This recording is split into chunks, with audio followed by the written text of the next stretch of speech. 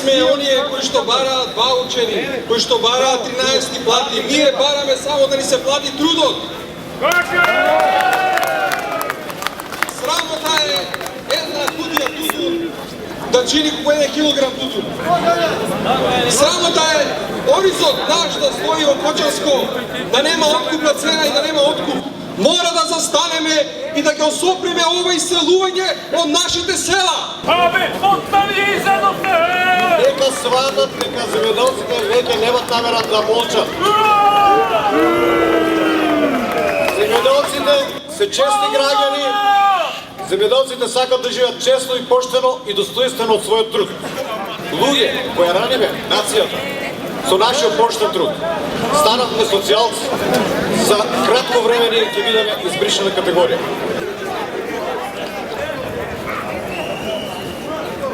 Кај се меѓу умите да го снима ова, кај се? Не гледам нека снима кој. Кај се меѓу умите, шо е ова? Доста е ова огнетување, понижување на нашиот трпен труд, на нашите семејства. Не можеме и понатака да дозволиме да ни соцелуваат младите, да ни отуѓуваат земјата, да ги раниме олигарсите, да ги задоволуваме политичките апетити. Почитувани, земја без собствена храна, земја без земјоделци, без млади е осудена на пропаст.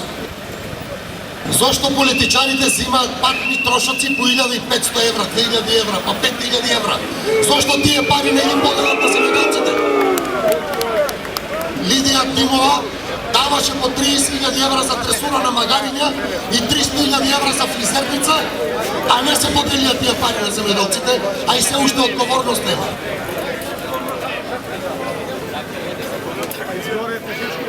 Субвенциите за млеко по литар, основна дејност по грло не се исплатени, а така и не се исплатени и другите гранки во земјоделието.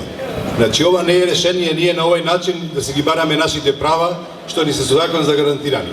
Долго оваа влада мисли утре да има се уште сточари, млекопроизводители во оваа држава, тогаш нека застани позади нас, нека направи некоја аграрна реформа за да можеме да обстоиме ние и да ја прехраниме оваа мачна Република Македонија. Моментално томатот е 6 денари за во индустрија. Која е таа срамна цена? Лани имавме ситуација за зелките 3 денари.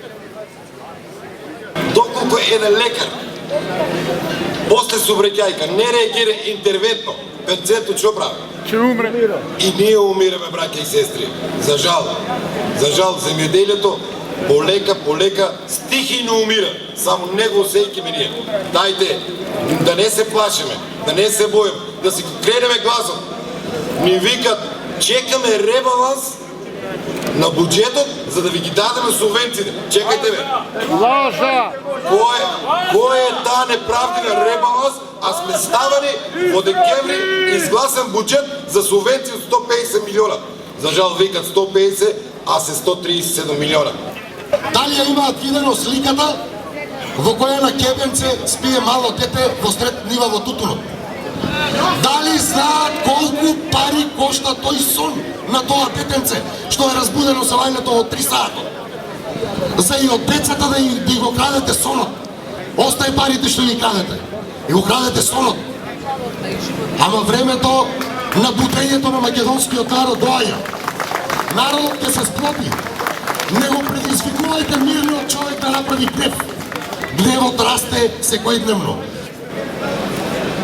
Преминејќи е време за летни одмори, а вие го користите максимално тоа по грчките плажи, по албанските плажи во Охрид, кога ќе наздравувате со чаша вино.